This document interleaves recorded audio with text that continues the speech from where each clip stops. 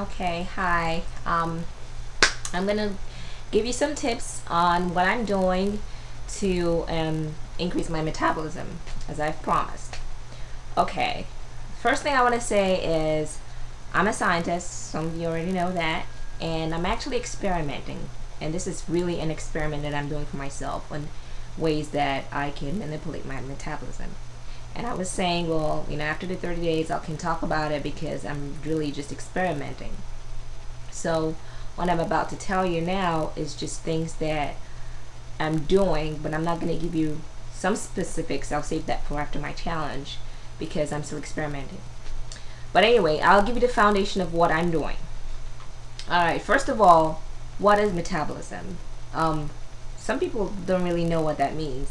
It really just means a lot of chemical reactions that the body does to sustain life. And there are two types of metabolism. There's the anabolism and catabolism. Anabolism is pretty much building up, like building muscle and stuff like that. And catabolism is like breaking down, which is really what we're going to be interested in for weight loss, is breaking down, because we want to break down fat. So we want to increase our metabolism, the catabolism of fat. Alright, so what are the things that can do that? Well, it's really hard to explain without looking at an equation. And I've studied, of course, equations. I'm going to try to explain this stuff in simple terms without using scientific terms so you can understand what I'm trying to say. So, first of all, you got to look at the equation. What does the body need for the catabolism? Well, first of all, let's look at fat. We want to break down fat. So we have like fatty acids that are stored in the body, and they're like lipids, and we want to break that down. What do we need? Well, one of the things we need is, of course, food. And what causes the body to actually kick that into action of breaking down fat? Well, when your body needs energy, it will break down fat to sustain yourself.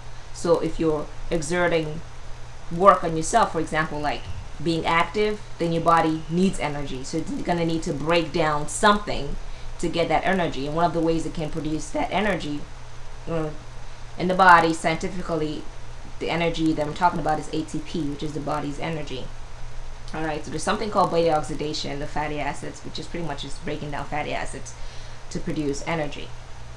And one of the things it needs is water. So I know you've heard this before, but without going to too much detail, water is needed for that process. And that's why people are always saying, drink water, it boosts your metabolism.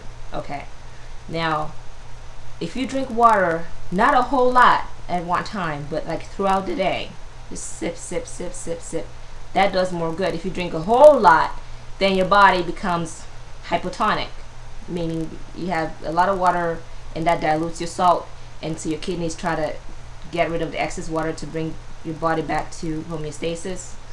Okay, that means stability. I'm gonna try stability, and so it's gonna release some water so that the ratio of the salt to water isn't the same. So that's not going to help you. So you want to drink a little bit throughout the day. Now, don't drink a whole lot, because like again you can have things like even heart attacks from just drinking a lot of water. If you're hyponatremic, that's low salt. Low salt doesn't mean you don't have enough salt. It means you could have the normal amount, but the water has just diluted it so much, and that's dangerous for you. So don't drink a whole lot. A gallon of water is way too much. Alright, so water is one of the things that helps. Now, one of the things that I've realized that a lot of people are saying, first of all, is, well, you shouldn't lose more than 1 pound a week. Obviously, I lose more than 1 pound a week. And those are just standards. One of the things we need to realize is that everybody is different. If I can gain more than 1 pound a week, I should be able to lose more than 1 pound a week. So, of course, I do. I gave 1 pound is like half a day. So I should be able to lose 1 pound a day. But that's for me. Now for you, if you gain weight slowly, then definitely you should be losing weight slowly.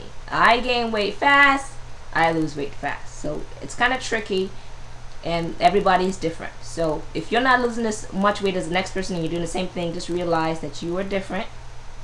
Metabolism is different. And so don't fret, just go with what's normal for you. You should know what's normal for you from your weight gain before in the past.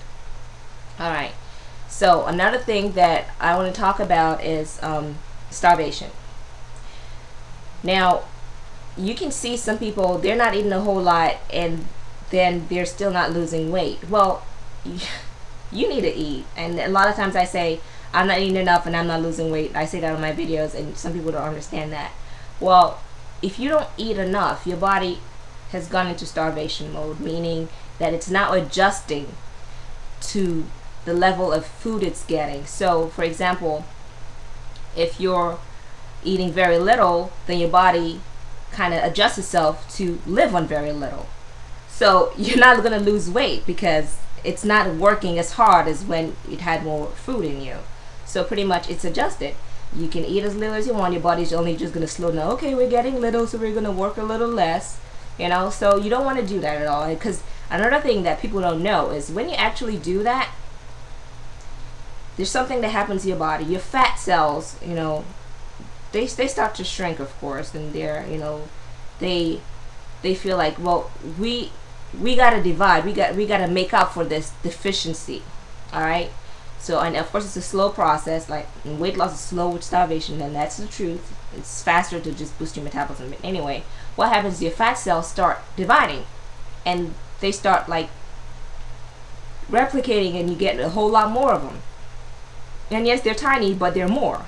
So what happens when you start eating again? You notice a lot of people, when they go on diets, they lose weight, and then when they start eating again, they even get fatter than they were before. That's because you now have more fat cells. And so those fat cells are filling up, and so you get bigger. So don't starve. Starvation, bad idea. That's one of the tips I'm going to leave. All right. In terms of what I'm eating. Okay. I grew up in Africa. I was born here, but I spent a lot of time in Africa. And in a lot of places outside of America, our biggest meals in the afternoon. It's only here that's in the evening, and that's not good because your metabolism actually slows down, you know, when you're sleeping, and you can't burn enough. And there's a whole lot of stuff associated with that. But anyway, I'm not going to go into that because I want to just kind of limit how much tips I leave each day, so it's not, the videos are not too long. But I'm going to keep on talking about it. How much time do I have? Okay, I'm done. 7 minutes already. That's getting long. Maybe I should stop. But anyway, eat your big meals in the afternoon. Breakfast is important because just because you kick in your metabolism earlier, and so you can burn more throughout the day. But if you eat your big meal in the morning, then it might run out towards the evening, and by dinner time you're like starving and you want to eat a whole lot more. So if you put it in the afternoon, it kind of spaces it out, you know. So, you know, in the middle of the day you've had your food, by dinner you're not too hungry. So that's a good time. In most foreign countries, they have their biggest meal in the afternoon, and they don't have a whole lot of weight problems like we do here in America. Alright, I have a whole lot more to say. I know it's going to be scientific sometimes, but that's the only way I understand. That's how I'm manipulating it, is I'm looking at chemical reactions and what I've studied in biochemistry, and I'm saying, you know, what do I need to increase my metabolism by breaking down the fat. I don't exercise a whole lot, and I'm going to talk a little about that later too, and that's because there's something called aerobic and anaerobic respiration. When you work out really hard, your body is not actually breaking down that fat. That's for a more slower sustained exercise where you're breathing a lot and you're getting a lot of oxygen in, and you can actually break down fat. But if you're doing vigorous exercise, then you're not breaking down fat as fast as it should, really, because you're using the glucose that's already in your bloodstream. That's fast. That might be too much right now. I'm gonna explain it out in my next video or sometime later. I'm gonna start spacing at least one tip a day so I can explain each one. I want you to totally understand what I'm talking about, and today I've kind of just thrown a lot of things in. I think what I'm going to do is I'm going to write a little script in each topic, you know, write points I want to cover, because there's just so much stuff about metabolism that people don't know. But I'm going to stop here for now, and I'll continue later. I'll make it better next time. I'll space things out, and I'll try to change the terms to explain the terms so that you understand what I'm talking about, okay? Good tip, carrots, good snack. Boost metabolism. That's one good one for you today. Alright, see you later.